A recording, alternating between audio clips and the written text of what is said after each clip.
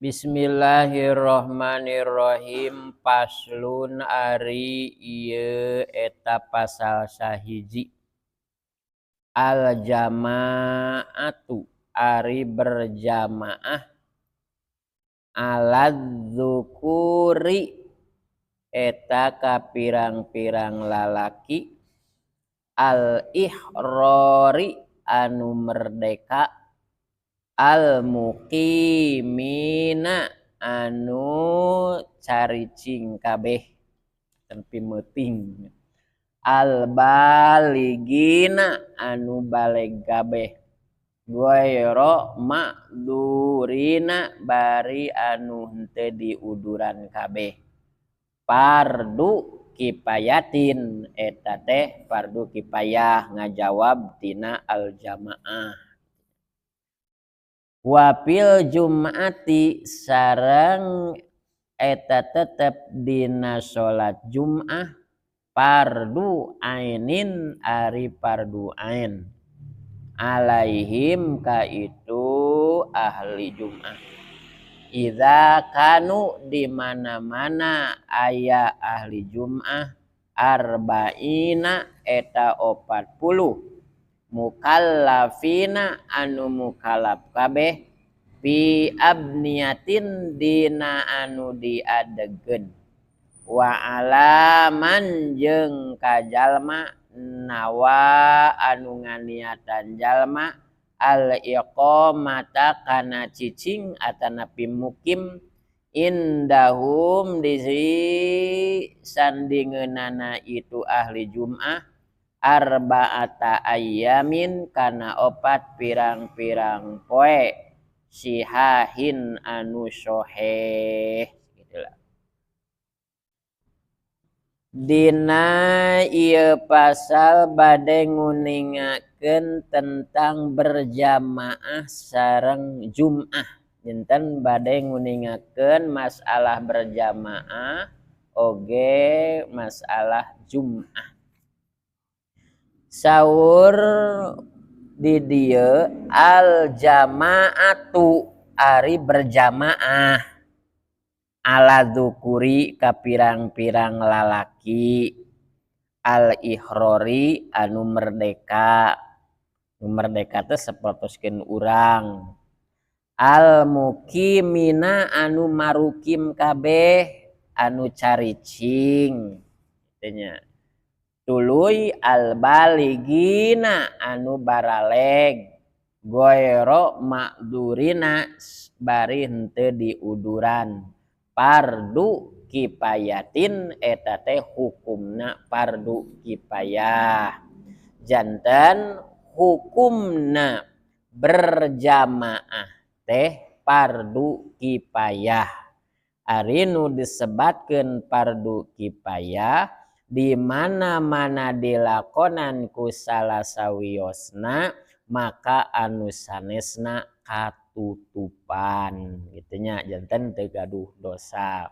Contoh di Pongporang teh aya ahli berjamaah 50 jalmi saumakan aya 50 jalmi lajeng aya nu berjamaah we tiluan di ieu masjid teh atanapi opatan mangka anu 40 genep teu boga dosa katutupan kunu opatan tanya eta nu disebatkeun ahli naon fardu kipayah. Mung upami di urang di Pongporang teh aya 50 jalma berjamaah dina lohor teh eueuh anu berjamaah saurang oge maka dosa kabeh dosa kabeh anu 50 teh sabab eueuh nu ngadegeun berjamaah mana we kanu berjamaah teh ka Pak Apip teh kuda aya mulang tarima bisa nutupan 40 teh bisa kada depan dosa gitunya itu nutupan dosa gitu urang nu tara ka masjid urang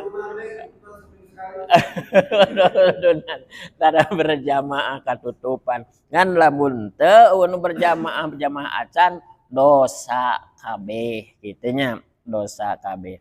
Ya, wajibna kipayah teh berjamaah teh kapameget cenah upami ka istri bade berjamaah teu sawios-wios mangga sae. Istri lebet ka masjid ngiring berjamaah di masjid teu sawios-wios mangga. Margi kieu.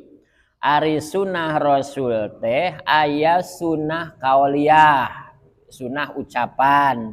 Saur Rasul teh ulah atanapi teu kengeng gitunya. Ulah berarti teu kengeng gitu.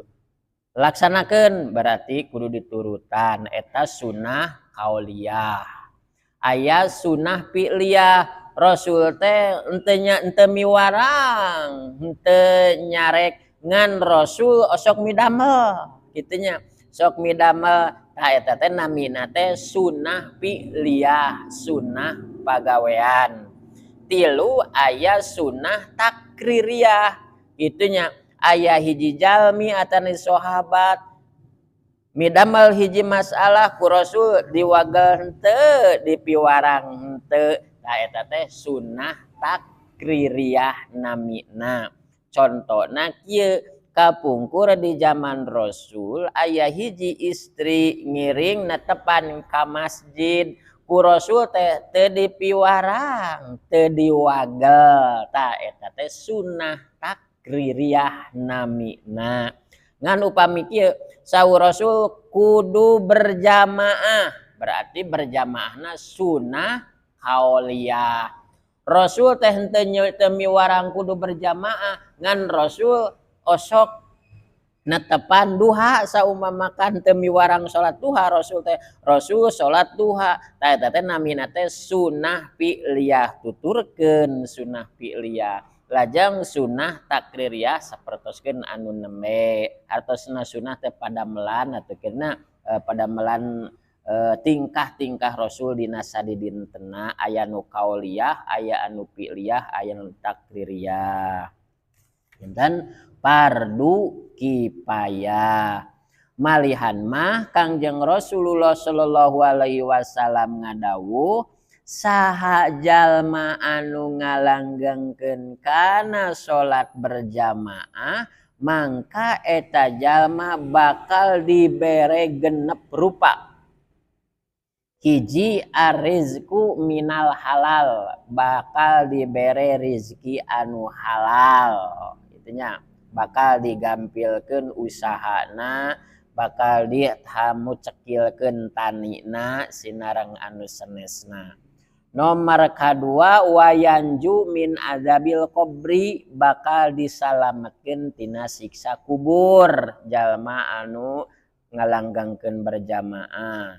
Nomor katilu wayu to kita bahu biyaminihi, bakal dibikeun tulisan amalna teh engke tibelah katuhuna kantul amal urang teh dituliskeun dan kita bakal dipasikeun tibelah katuhu.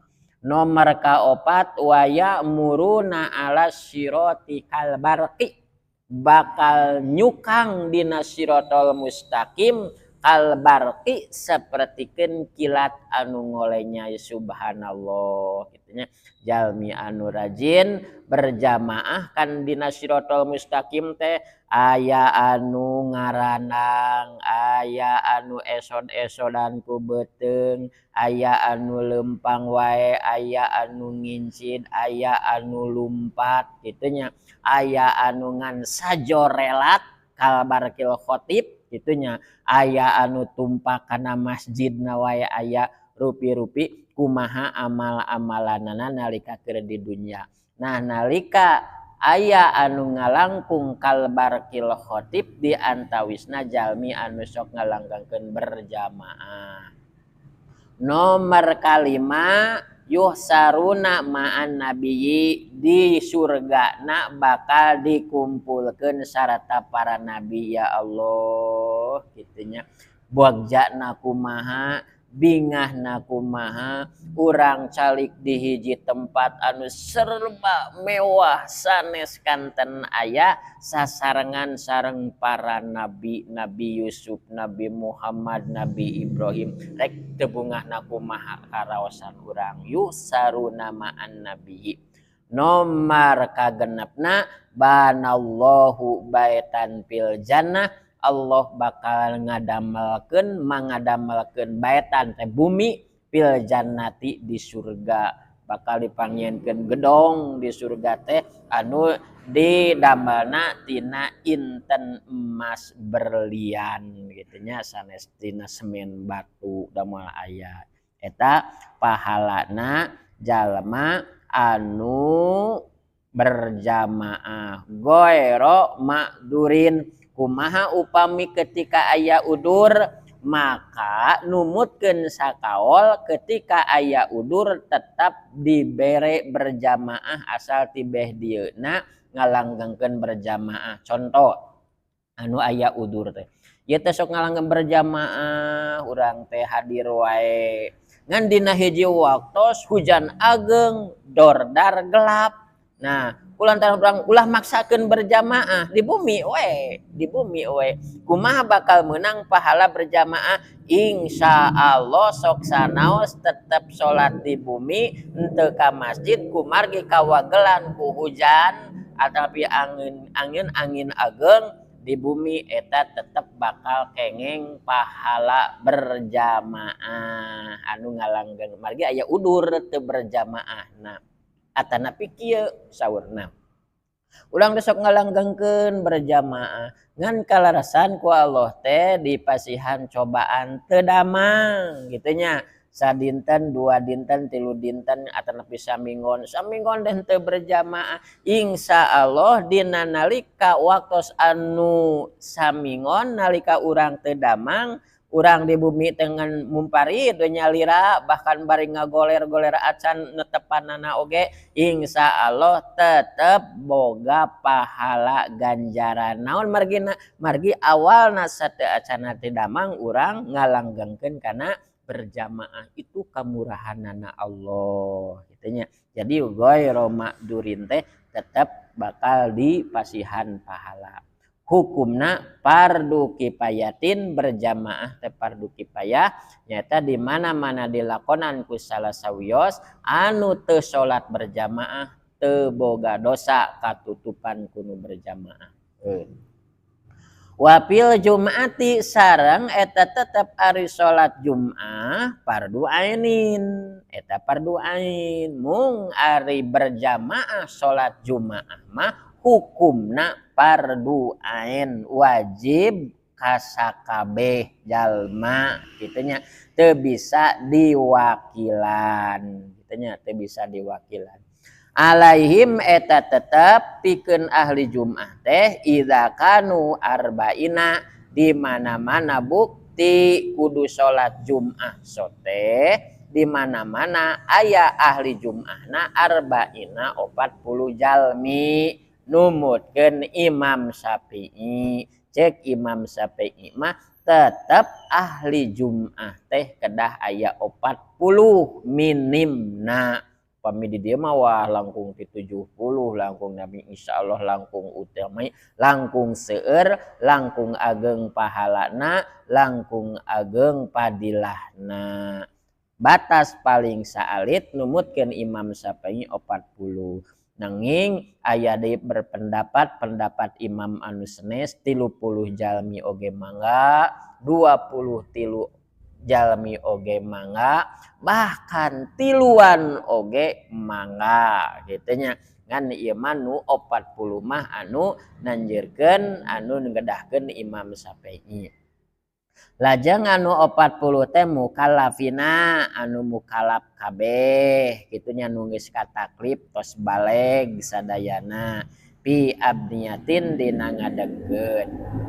Lajang deui wajib salat Jum'ah wa alaman nawa al iqomah kajalma anu nganiatan al iqomata kana cicing indahum di ahli Jum'ah arba'ata ayamin kana 4 pirang-pirang poe sihahin anu sohe. Abi mah cenah contona teh kieu pada teh ka Jakarta kalaresan di Jakarta nate nganiatan 4 poe 4 peutingeun pas aya dina dinten Jumaah maka Jum'ah eta janten fardu ain upami nganiatan salik di Jakarta karena opat dinten opat wengieun. Mung upami kieu mah ade teh ka Jakarta ngan moal lila paling ge 2 poe biur pasti dia poe Kemis di ditu teh geus waktu Jumaah tah Jumaah di ditu teh henteu wajib ain bade Jumaah sae teh Jumaah teh sawios-wios ngan tetep salat lohor mah wajib gitunya. Margi naon? Margi henteu mukim henteu calik di Jakarta karena ukuran opat dinten opat wengi. Margi cek di dieu oge wa alaman jeung wajib ain salat Jumaah ka jalma nawa al iqomata anu nganiatan kana mukim kana cicing indahum di itu ahli Jumaah teh arba'ata ayamin kana opat pirang-pirang poe. Maka wajib lamun urang tos mukim opat poe wajib ngalaksanakeun salat Jumaah di panyabaan. Shadaqallahul azim.